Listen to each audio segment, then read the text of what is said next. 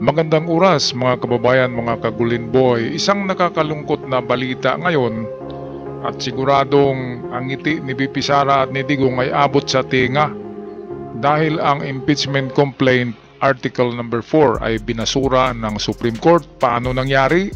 Dahil pala majority ng mga hurado o ng mga judges dyan sa Supreme Court ay mga kakampi ni Digong at mga tinalaga ni Digong noon pa man. Kaya napakagaling ng move ni Digong Bago siya umalis pagka-presidente ay nag-iwan pala diyan sa Supreme Court ng majority ang mga kapanalig diyan na mga judges ni Digong. Kaya dito sa butuhan, kaya pala sabi ni Bato na na ibasura ito. At yun naman ang ginawa ng Supreme Court. Kasi pagdating sa butuhan, ay majority pala yung mga judges doon na tinalaga ni Digong sa kanyang kapanahunan. Grabe, napaka-advance pala mag-isip itong si Digonggong. Kaya ito ang balita, courtesy sa atin ng Bilyonaryo Channel, atin panoorin. Tila tapos na nga ang boxing, di pa man ito nagsisimula. Unconstitutional daw kasi ang itinransmit ng Kamara sa Senado dahil lumabag daw ito sa one-year bar rule. Bunsod ng tatlong naunang impeachment complaints na naunang inihain laban sa bise. Dahil dito, wala raw jurisdiction ng Senado sa fourth impeachment complaint na pirmado ng 215 members ng mababang kapulungan ng Kongreso. Pero paglilinaw ng Korte Suprema, hindi nito inaabsuelto si VP Sara sa mga reklamo laban sa kanya. At sakaling naisin ng Kamara na muling mag-file ng impeachment complaint laban sa bise, maaari raw nila itong gawin sa February 6, 2026. Ito napaka na desisyon ng Supreme Court, no? Binasura na and then pwede daw ihain muli sa year 2026, isang taon pa. Kaya anong mangyari 1 year from now, di ba? Grabe, majority pala diyan judges ng ni Digonggong sa Supreme Court. Kaya pala nang magbutuhan ay nanalo itong motion na ibasura ang impeachment ni BP Sara. Yung pinaka artikulo yun yung article number 4, ito yung ang reklamo diyan ay ang paglustay ni BP Sara, lustay ng pera na 642 million na ginastos lang sa 11 days. Yun yung content ng article number 4. Yun ang pinagagrabing pagkakasala ni BP Sara na ground for impeachment kasi pera ng bayan ang nilustay. Yung ibang article naman na 1, 2, 3 ay hindi natin alam, hindi naman gaanong popular yun. So ito pala yung iba palang mga grupo dyan na naghain, yung 1, 2, 3, 4 ay baka grupo yun ni Digong na sikreto lang para magkadubli-dubli at magkaroon ng 1-year bar rule. Bawal maghain ng ng impeachment within 1 year, na bawal magkadubli-dubli. Kaya pwedeng pakana ni Digong yung ibang mga nagsumite ng impeachment complaint. Kasi itong article number 4 lang talaga na inendorso mismo ng Kongreso ang pinaka grabe na kasalanan ni BP Sara na talagang impeachable. At ito dito kasi makikita kung saan napunta yung pera at dito rin mabuksan yung mga bank account na sinabi ni Trillanes na 52 billion pesos na account ni BP Sara at ni Digong. Kaya talagang binibili nila lahat ng judges Binibili nila ang Supreme Court. Si Atong Anga baka si Atong Anga ang nagbayad niyan Binibili nila ang Supreme Court para matabunan talaga yung pinaka-iskandalo doon, yung mga bank accounts na illegal na pera galing kung saan, di ba? 52 billion Saan sila kumuha ng ganong pera? Sina Sara Duterte. Kaya nakaka-bad trip talaga yan na desisyon ng Supreme Court. Wala tayong magawa, meron palang mga tauhan dyan si Digonggong Kaya ito lang ang masabi ko kay PBBM, sobrang bait, sobrang lambot. dapat ilabas yung pangil, di ba? At kung may makita diyan ng mga Duterte pa na mga opisyalis sa gobyerno, ay dapat tanggalin yan eh. Pwede naman yan. Kasi gano'n naman talaga sa politika, kapag hindi mo kalinya, ay pwede mong tanggalin, lalo na kapag ikay presidente. Alright, so napaka-bad trip talaga ang balitang ito na pagbasura. Ano bang klaseng Supreme Court yan? Para Supreme Court pala yan na para kay Digong eh, para kay BP Sara. Hindi tinitingnan ng Supreme Court na pera ng bayan ang pinag-usapan at dapat managot si BP Sara kung saan niya dinala ang pera, saan niya ginastos. Ano bang klaseng mga tao itong nandiyan sa Supreme Court? Di ba? Sinasabi ang Senado buwagin. Hindi buwagin na rin yung Supreme Court na yan.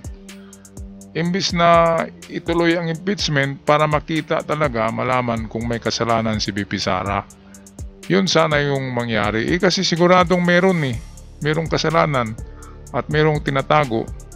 At kapag matuloy ang impeachment case, ay pwede nang mabuksan ang mga bank account. Yan yung batas ng mga bangko.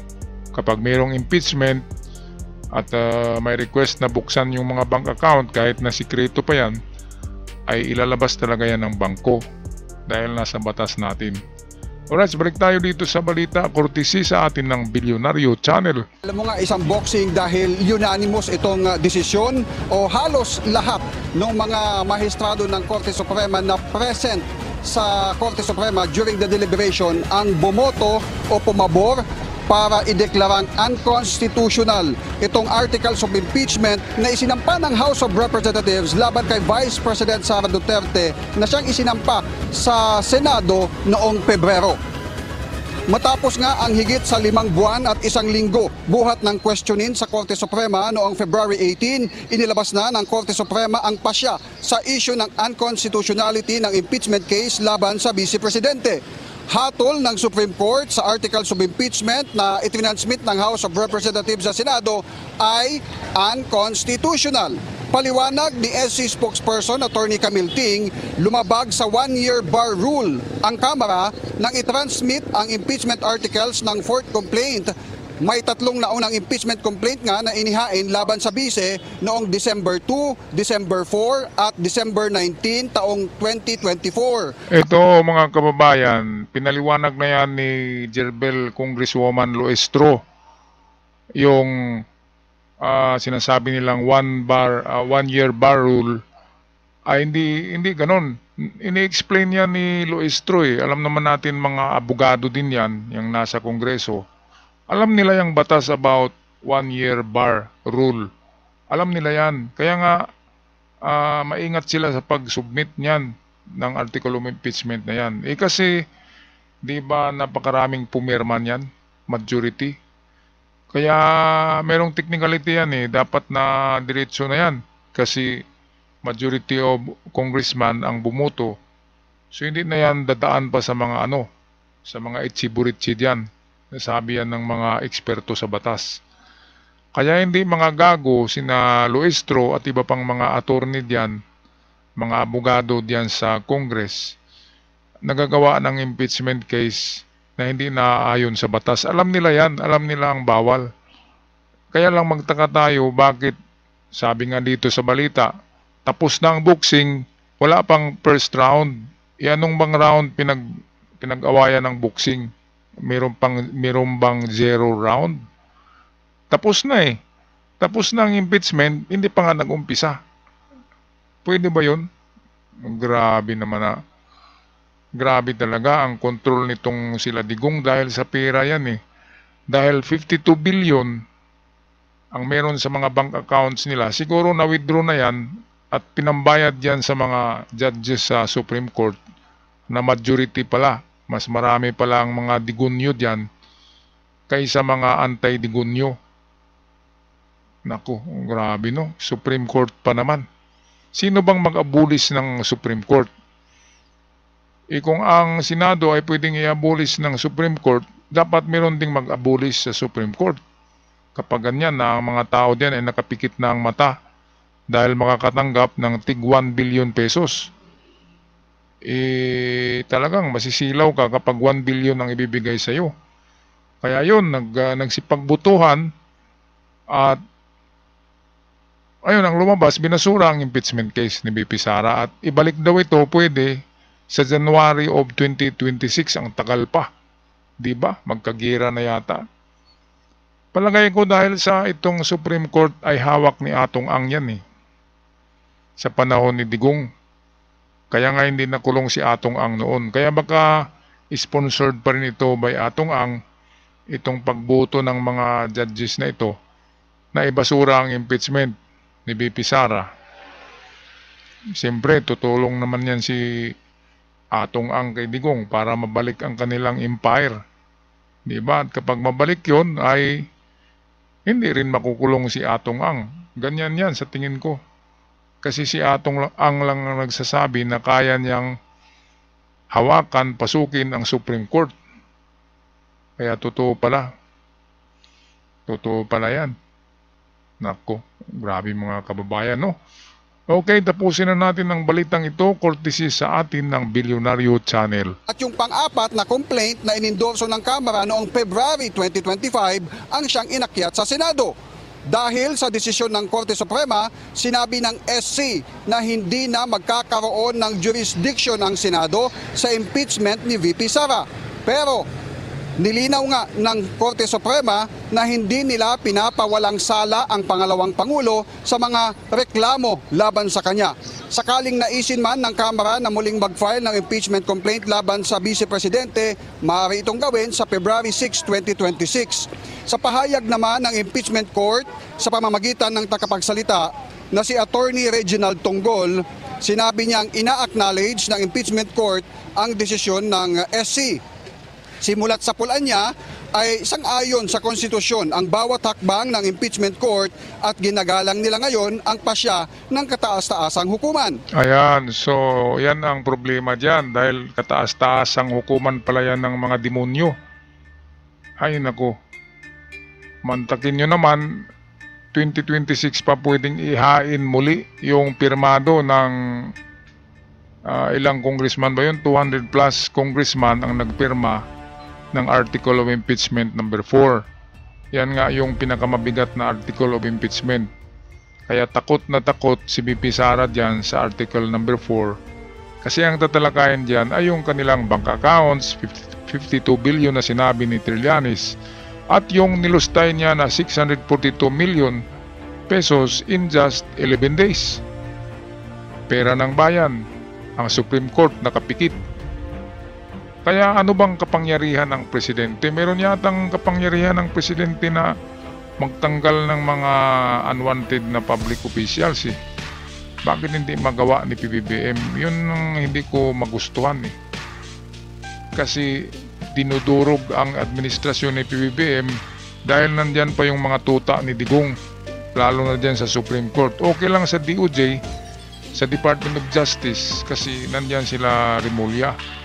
Sa Supreme Court pala, ang dami-dami pala dyan. Majority pala ay mga digunyo, mga digunggong. Grabe. Anong masabi niyo mga kababayan, mga ka-Golden Boy tungkol dito sa pagbasura? Talagang garapala na, di ba? Imbis na managot, malaman ng bayan ng katotohanan, hindi malalaman dahil pinapatagal nila. Ang Senado pinapatagal, di ba? 2 beses na pinapatagal ang impeachment ng Senado dahil kay Chis Escudero na mayroon din palang isiningit. Kaya pala ayaw umalis sa pagka-Senate President kasi mayroong malaking kasalanan din. 142 billion isiningit na budget ni Chis Escudero sa 2025 budget ng Pilipinas. Grabe. Talagang ano na, garapala na. Okay, paki-comment na lang sa ating comment section mga kababayan, mga ka-Golden Boy, at sa mga bago pa lamang sa channel, huwag kalimutan mag-subscribe, malaking tulong para sa amin. Maraming salamat sa lahat. Hanggang sa muli, paalam.